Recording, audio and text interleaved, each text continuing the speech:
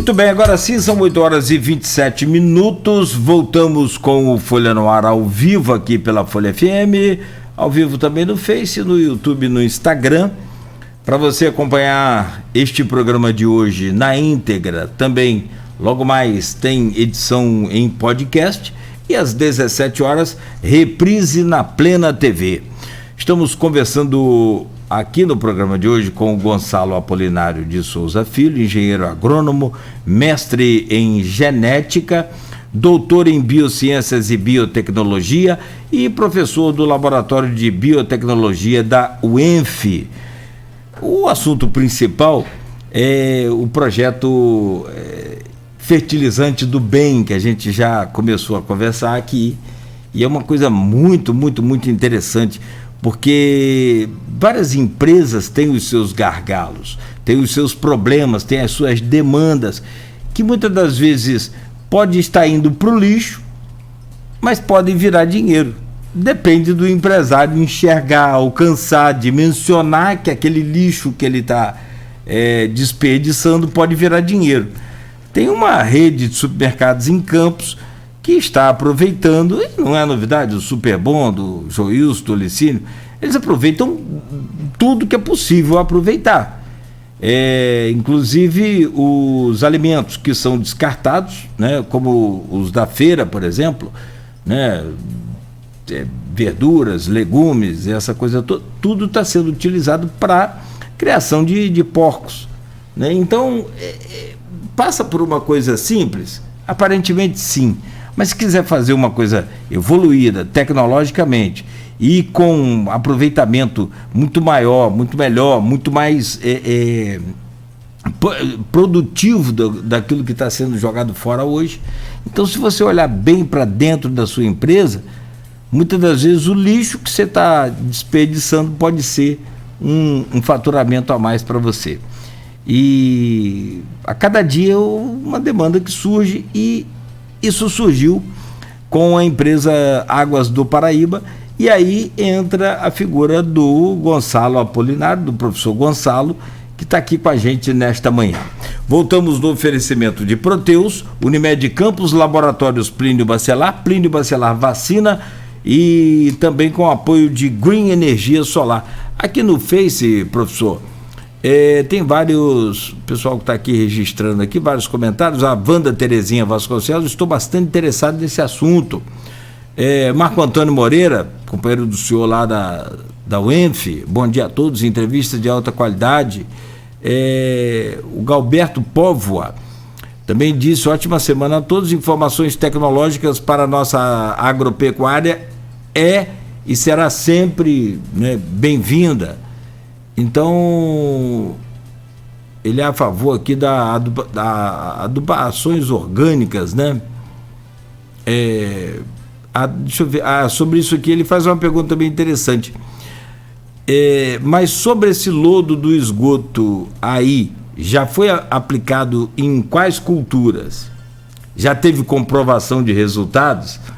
Esse é o Galberto Pova que deixa aqui essa pergunta para o senhor. E tem também aqui o grupo de WhatsApp do programa e do blog Opiniões, que é do Aloysio Abreu Barbosa. Ele diz aqui o seguinte: aqui no grupo a pergunta vem da Silvana Venâncio, é jornalista, mora em Bom Jesus, do Itabapuana. Professor, como o fertilizante do bem poderá ser literalmente um divisor de águas para a população? O paralelo das águas aqui foi boa. Então vamos lá, tem a pergunta da Silvana e tem as duas do Galberto aqui, só fique à vontade para respondê-las, por favor. Bom, primeiro de tudo, obrigado pelo interesse no tema, é um tema pelo qual a gente é muito otimista pelo efeito que tem a sociedade, lembrando que toda solução, ela não vai resolver todos os problemas. No âmbito específico da nutrição de plantas, que é onde a gente quer contribuir, olhando pelo lado do agricultor, a pergunta do Galberto. Realmente muito boa, a pergunta que a gente tem que ter a resposta antes de oferecer isso para o agricultor. Para qual cultura esse material se aplica? Lembrando que existem classificações e normativas, não se pode gerar um produto desse sem o controle e oferecer à população, seja sob a forma de um produto vendido por uma empresa. Tem que ser registrado no mapa, tem que ter um controle, que a CONAMA, que controla isso, tem que ter laudos de sanidade. Normalmente, o composto orgânico produzido a partir de lodo de esgoto, ele não pode ser utilizado em culturas consumidas in natura, ou seja, para hortas, etc., não é recomendado, porque, embora exista um controle todo de eliminação de patógenos, uma eventual falha no sistema de controle não pode atingir a população. Então, simplesmente, isso não é aplicável para culturas agrícolas, horta orgânica, por exemplo. Mas para soja, milho, feijão, enfim, as lavouras convencionais, sem dúvida, isso é aplicável. Em que fase está o projeto? E a sua pergunta é muito pertinente, porque está dentro da nossa sequência de etapas. Fase 1, desenvolver o produto de qualidade, está pronto. Fase 2, para quais culturas esse produto é validado. Então, nós já fechamos um primeiro lote de ensaios com milho. Estamos agora a campo no segundo lote de ensaios já para análise de resultado, ou seja, efeito de produtividade, onde a gente faz uma curva de substituição do adubo químico utilizado pelo agricultor e até quanto a gente pode substituir desse adubo químico pelo fertilizante orgânico. E o resultado final que a gente vislumbra não é a substituição completa, e sim uma mistura organo-mineral que traga vantagens para o solo, já que o composto orgânico, além de fornecer nutriente, a principal contribuição ele é um estruturante do solo. Ele traz mais qualidade ao solo, de maneira que, hoje, se você imaginar um solo de areia, e você coloca o adubo químico, aplica isso hoje, na areia esse fertilizante químico não vai ter aderência. Ou seja, as chuvas vão lavar grande parte desse produto químico que você aplicou, boa parte, em virtude do sol, vai ser evaporada e uma parcela pequena é absorvida pela planta. Então, além de ser muito caro para o agricultor o adubo químico, grande parte disso simplesmente não vai para a planta. Quando você tem um solo mais rico em matéria orgânica, o fertilizante se adere a essa matéria orgânica e a liberação é gradativa. Ou seja, talvez, nós temos evidência disso, que você nem precisa utilizar tanto adubo químico quanto utilizaria, se tiver misturado a isso matéria orgânica, e aí essa formulação, que a gente chama de organo-mineral, pode ser uma solução interessante. Além de dar estrutura ao solo, reduz a demanda de adubo químico e o custo final para o agricultor é menor. Então, nessa etapa nós estamos trabalhando e para cada cultura existe uma demanda. A sua pergunta é muito boa, por isso, para qual cultura é recomendável? Na fase que nós estamos, já estamos validando para milho, estamos montando um ensaio agora para soja e para sorgo, para alimentação animal.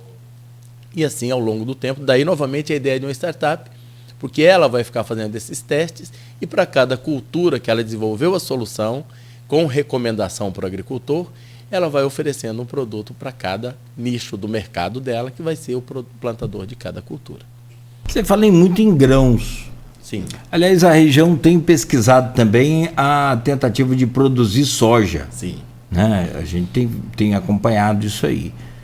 Mas nós somos produtores de cana, né? E já, claro que fomos muito mais fortes, evidentemente, na década de 70, com 17 usinas moendo, tínhamos uma produção muito maior.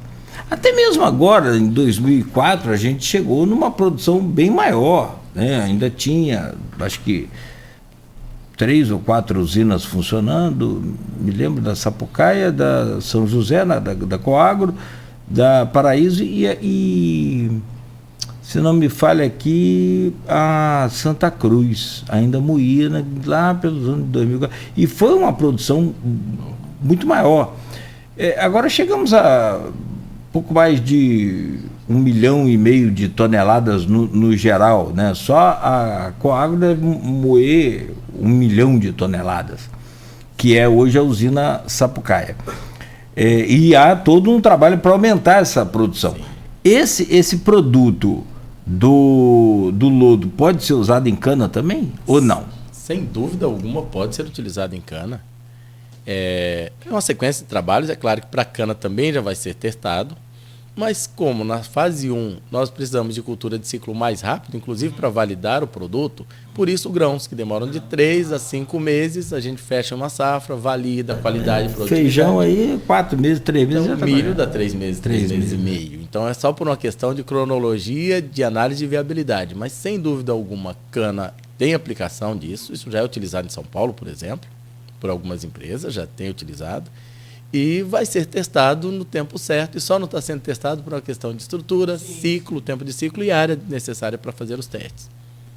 Em que fase está, então, a parte de... É claro que agora aguardando a conclusão da produção, como você já falou, e de interesse de empresas ou de startups, porque o senhor também faz parte, né, da Tec Campus Incubadora, o senhor tem...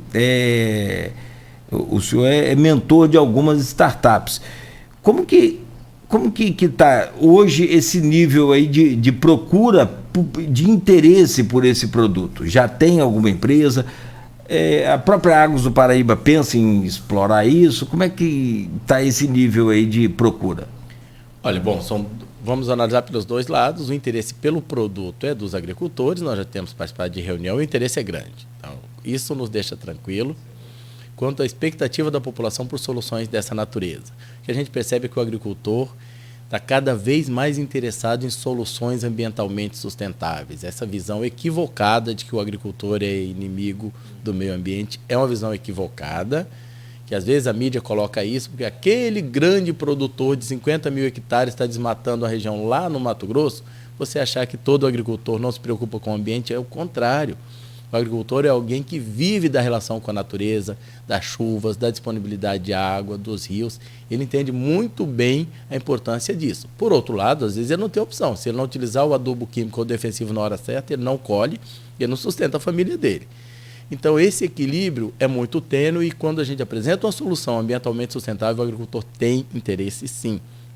Então, nós já temos feito reuniões com os agricultores de Macaé, os agricultores do Imbé, o pessoal aqui de Campos, que está plantando soja, inclusive, tem feito reunião conosco.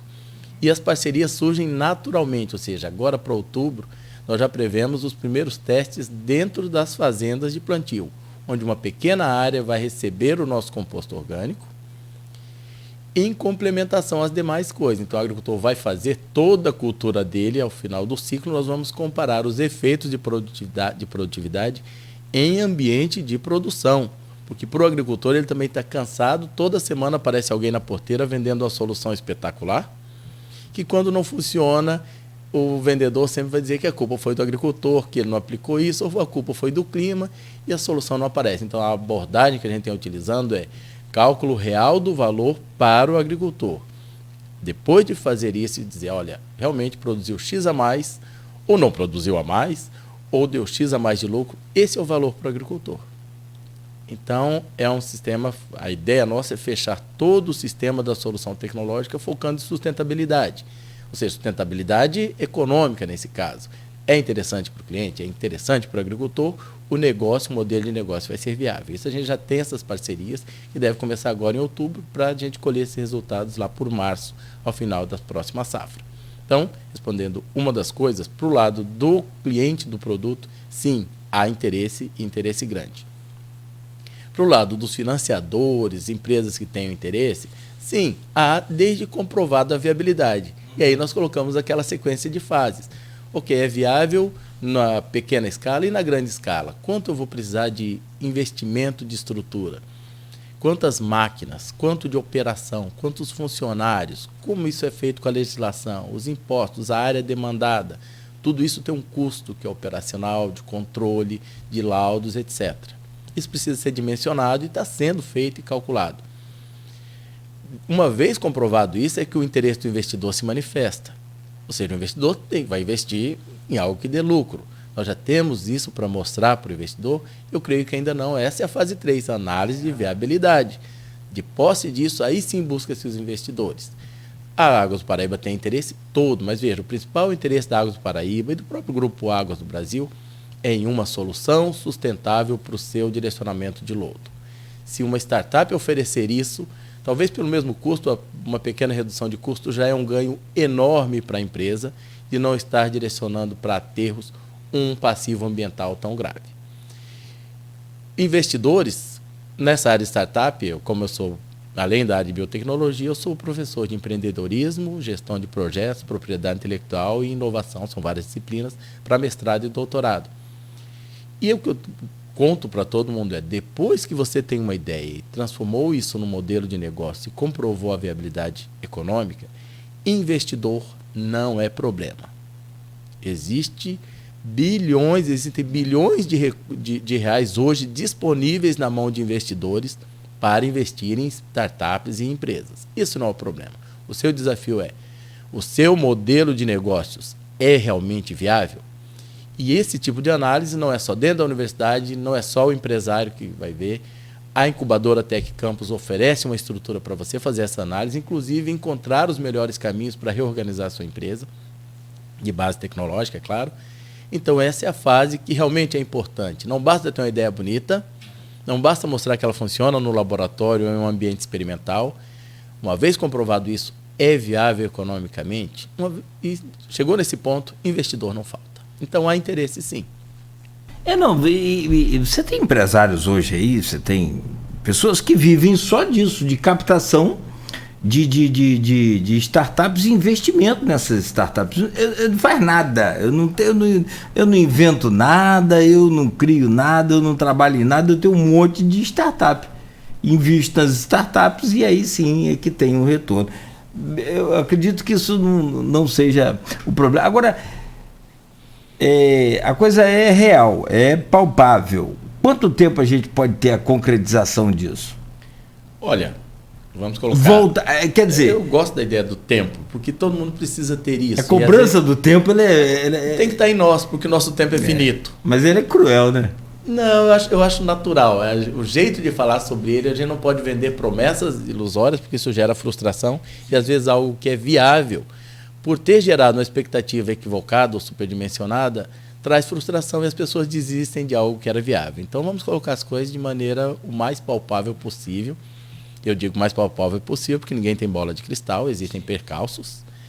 Mas, de maneira geral, hoje nós estamos nessa etapa. O que a gente presume? Para o próximo ano, a startup já ter nascido, então já está em negociação, ela já está sendo criada, com ex-alunos que desenvolveram a tecnologia. Isso é muito gratificante para um professor.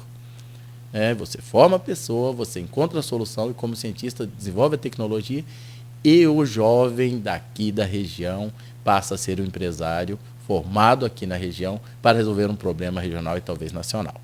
Então, para o próximo ano, nós presumimos já haver a startup e ela já começar a operação em pequena escala. A ideia é validar em pequena escala, porque na hora de errar, erre pequeno.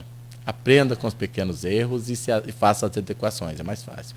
Ir expandindo com o passar dos anos.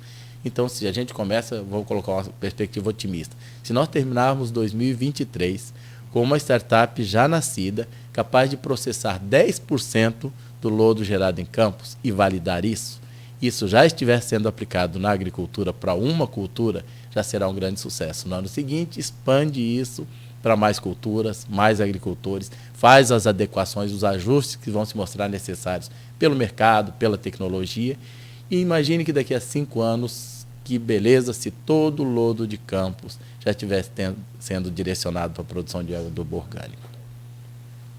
Essa projeção ela é fantástica, porque é aquilo que você disse, ninguém tem bola de cristal, não dá para, né, adivinhar, mas para prospectar, né, para projetar é possível. Agora, uma coisa interessante é essa coisa de você aproveitar esse material e colocar essa coisa em prática, assim, e chegar aos 100% e gerar emprego e gerar renda. É um universo de oportunidades que tem por aí, que surgem. Enfim, né?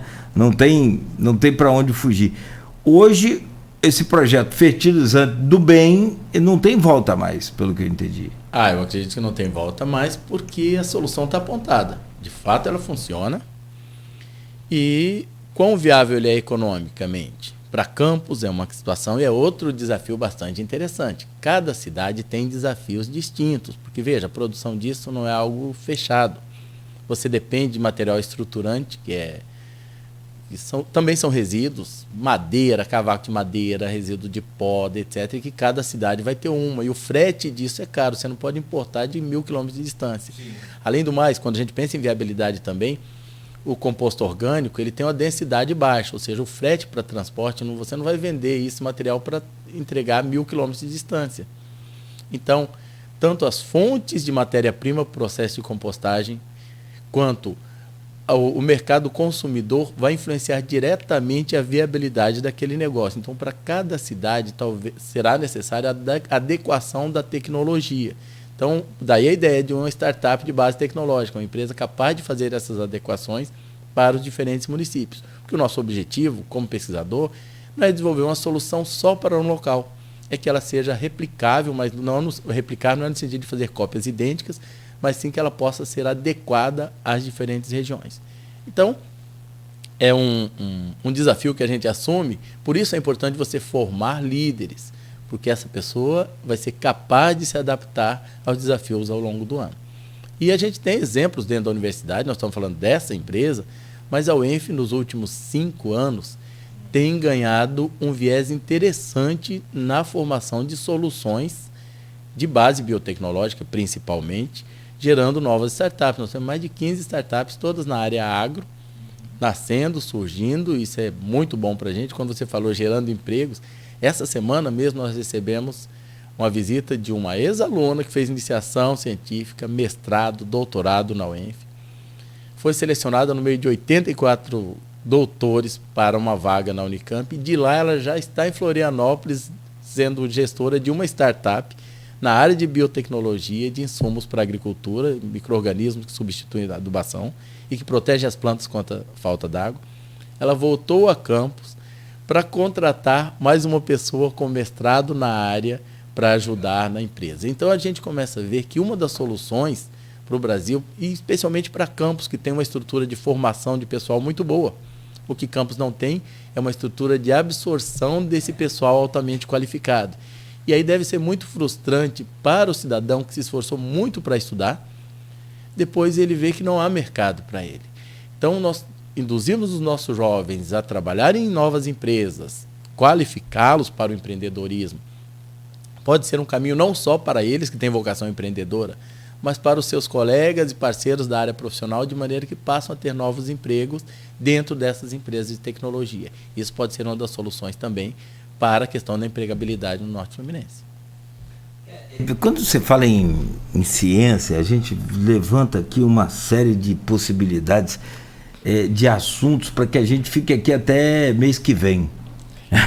Mas o tempo é curto, a gente tem que aproveitar e dinamizar aqui o tempo. Eu tenho algumas perguntas aqui, até do Marco Antônio, já está revelando lá aquilo que o senhor falou sobre cerveja, que tem uma parceria, só acho que o senhor falou internamente, mas já tem, o Marco Antônio está falando aqui, Marco Antônio Moreira, professor também especialista em fabricação de cerveja.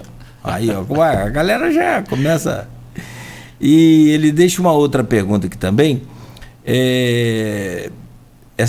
Essa tecnologia do fertilizante do bem já está em processo aí de patenteamento pela UENF. E eu tenho uma pergunta sobre, antes do senhor responder o Marco Antônio, por favor, me diga uma coisa, porque eu já fui várias vezes para comprar produtos orgânicos. Claro, a gente quer comer um tomate orgânico, uma alface, só que chega lá, o preço é praticamente inviável. É praticamente inviável. Quanto que está 1 quilo de tomate? R$5, uma média, que tomate varia muito, né? Tem uma semana que ele está a 9, outra semana ele está a 4. Vamos colocar aqui que o preço do tomate produzido em larga escala, e aí é adubação e veneno e, nossa, defensivo agrícola em tomate, uma festa, né? E aí você está a R$5 o quilo desse, em grande escala, do normal que a gente come aí todo dia, compra aí todo dia, e você vai no orgânico, está a 18, está a 16, quase sempre você tem eu posso estar errado aqui na proporção, mas é uma coisa assim, triplicado. Fica inviável você comprar esse tomate para o consumo diário. Vamos lá uma vez ou outra, mas aí lá uma vez ou outra também não adianta. Então voltamos à estaca zero. O fertilizante do bem vai passar por esse problema ou não? Não, veja, é importante você colocar esse assunto, porque não sei se é da natureza do brasileiro, ou se tem se tornado isso até mais grave nos últimos anos. É tudo sim ou não, um lado ou outro. E não é assim, você tem um gradiente. Ok, eu gostaria de utilizar, de consumir produtos agrícolas sem nenhum composto químico. Ótimo, seria o ideal. Mas ao fazer isso, imagine que a produtividade, quem trabalha com tomate, eu já tive a oportunidade de acompanhar a produção, sou agrônomo e minha família já plantou tomate, minha família planta café, então eu conheço relativamente bem o desafio. Para produzir um tomate convencionalmente, usando todos os compostos, os defensivos químicos, já é um desafio, é muito caro para o agricultor. Ele gostaria de não utilizar.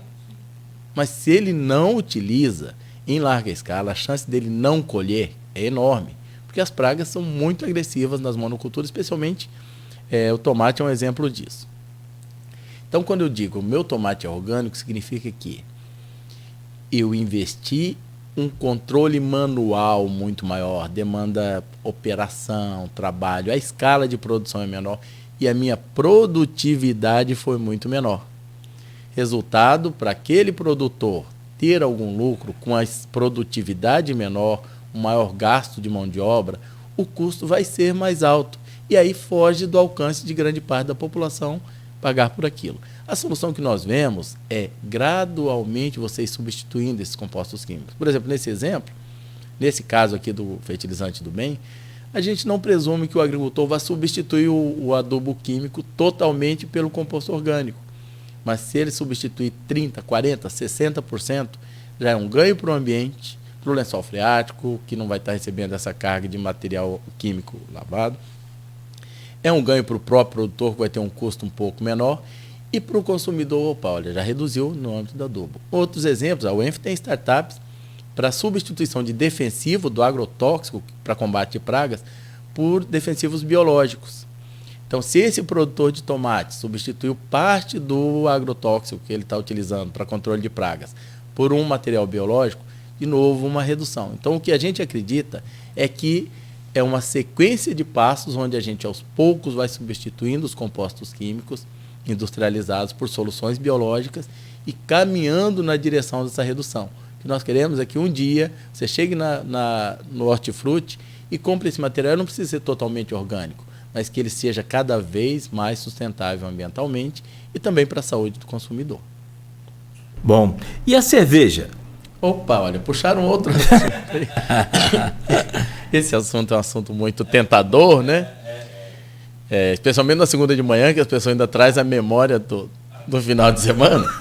Mas isso é uma... Memória boa. Foi resultado novamente de uma estratégia que a gente acredita muito. É papel do pesquisador universitário que tem interesse pela tecnologia visitar as empresas, conhecê-las e conhecer os gargalos. Dentre esses gargalos, é possível que o pesquisador, que é pago para pensar, para encontrar soluções, vislumbre solução para algum dos gargalos. É um equívoco, muitas vezes, dentro do ambiente universitário, o pesquisador esperar que o empresário saia lá da sua rotina e vá para dentro da universidade e dizer, olha, o que você faz é muito bonito porque eu li um paper que você publicou em inglês lá nos Estados Unidos. Não vai acontecer. Principalmente porque o empresário no Brasil, ele vive cada dia uma batalha. Segurança jurídica, questões trabalhistas, o mercado que oscila muito. Enfim, o empresário não foi formado para ficar buscando soluções tecnológicas. Então, quando a gente vai até a empresa, conhece o empresário, conhece soluções, você vislumbra os gargalos e talvez a solução. Então, já que entramos nesse assunto, que é assunto para até outra conversa um dia desses, ao visitar uma cervejaria grande aqui, na área, uma cervejaria artesanal, conversando com o empresário, fomos vendo quais eram os gargalos e descobrimos que um dos gargalos era o consumo, era a aquisição de leveduras para o processo de fermentação, produção de cerveja. Essas leveduras são todas importadas, você compra isso liofilizado e é algo caro para o empresário.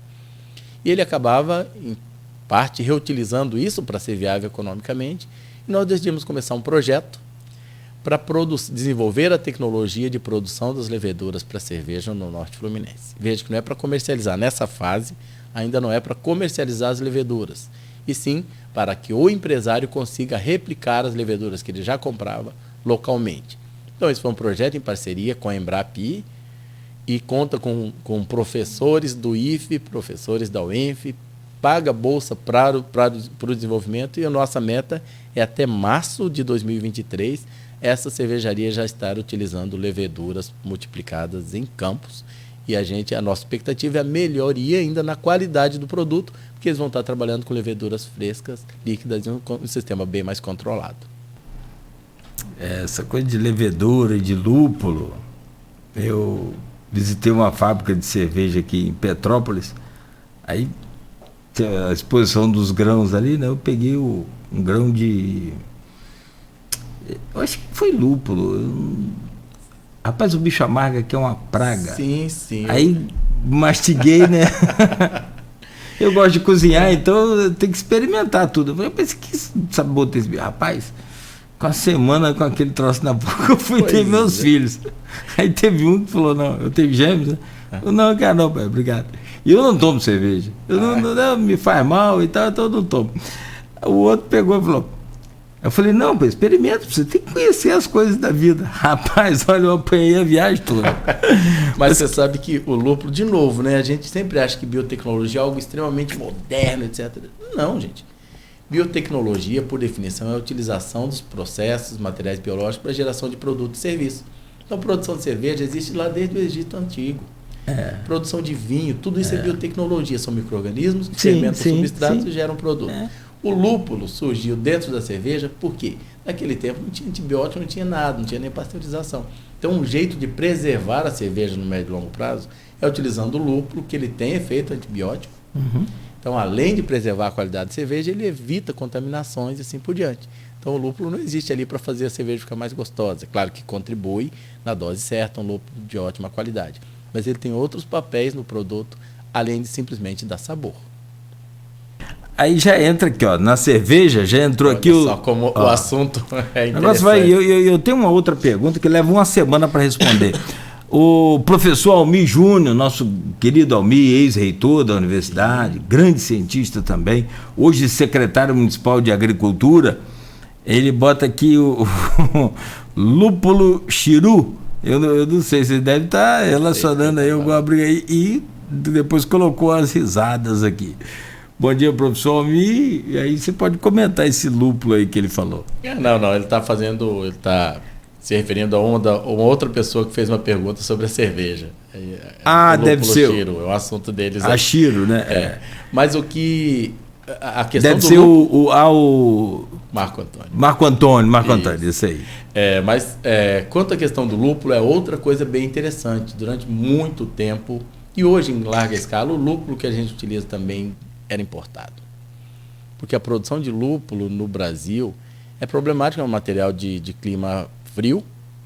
Então, a produção no Brasil não era viável, mas nos últimos anos o desenvolvimento de variedades adaptadas ao clima quente tem avançado rapidamente.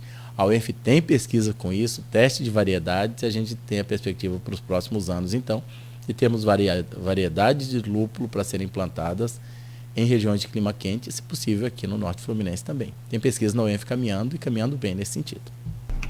Perfeito. Bom, tem uma mensagem aqui lá do Galberto, e aí ele pede, já rendeu aí o programa, olha, preciso do contato celular ou outros do professor Gonçalo. Ele é produtor em São Francisco, esse Galberto Povo. Você conhece ele? Não, ainda não conheci pessoalmente, não. Aí ele tem aqui, ó, eu inclusive já mandei para o seu WhatsApp aí uma imagem com o contato dele, com o e-mail dele, ele parabenizando aqui o programa também e o tema. Perfeito, Galberto. Vou entrar em contato, sim. Obrigado pelo interesse. Tá ok. Tinha uma pergunta aqui, mas já são 9 horas 1 minuto, já fechamos aqui, que aí dá uma semana de programa. Eu gostaria muito de poder entender, e em poucas palavras talvez seja difícil, por que o mundo tem tanta fome?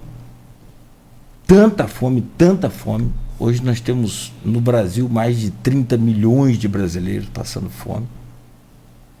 E, no entanto, se você for em qualquer parte do mundo, até nos países pobres também, você vai ver comida jogada fora. Você vai ver frutas, verduras, legumes, tudo jogado fora. Eu acho que nós vamos ter que marcar um outro programa para poder entender isso. Falta produzir mais ou falta gerir melhor essa questão, professor, só na sua opinião pessoal e, é claro, como cientista também? É uma informação, pessoalmente, isso dói a cada um de nós, mas a visão que eu tenho, como eu sou agrônomo, o assunto fome do mundo participa da vida da gente. Eu sou agricultor também, né? Filho de agricultores. Então, esse assunto, a fome do mundo, sempre aflige a cada um de nós ao longo da nossa existência. Mas uma das certezas que eu tenho é que esse não é um problema tecnológico. O mundo sabe produzir alimentos suficientes para todas as pessoas há muitos séculos. E depois da Revolução Verde, em 1960, isso foi realmente equacionado. Nós temos capacidade de produzir e produzimos alimento para todos. Acontece que a fome no mundo não depende só disso, depende de pessoas. E essa falta de sensibilidade da nossa população é clara. É clara, não é nossa população, é no mundo inteiro. Hoje se gasta muito mais com guerras que com distribuição de alimentos. E muitas das guerras são consequências de escassez que bastaria com os recursos disponíveis e o alimento disponível distribuir. Mas isso não é feito porque também existe faturamento e lucro em cima da escassez alheia.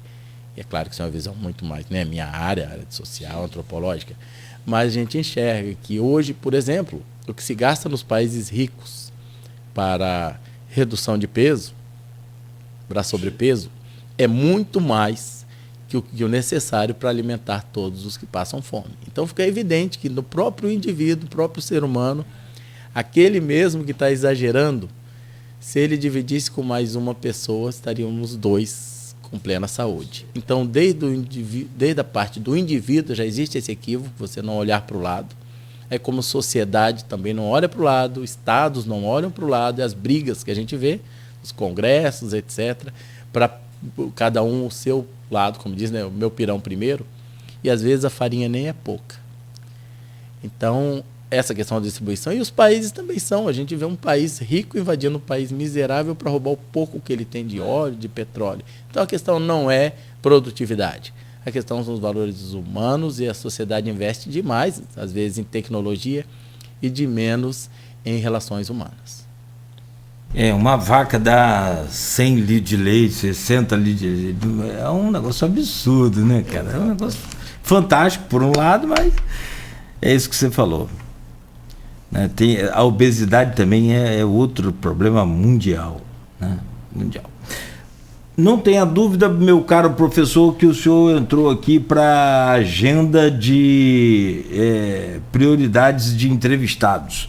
Estaremos sempre te incomodando. Se você não quiser, sem problema, mas é um prazer. Com certeza será sempre lembrado e convidado para que venha colaborar, porque o que é mais interessante não é ter conhecimento. Eu penso assim, ter conhecimento é tudo, mas passar o conhecimento de forma dinâmica, prática e simples, principalmente num veículo de comunicação tão popular e de tanta penetração como o rádio, porque você passa na internet, você passa no seu canal, você passa num documentário, é muito específico. Agora, se passar numa rádio, você pode ir agora aqui na área mais rica da cidade e na mais pobre, vai ter gente ouvindo a Folha FM. Isso é excelente. Então, isso é fantástico. Isso, o rádio, o que me encanta no rádio é isso. É que o rádio não tem limite.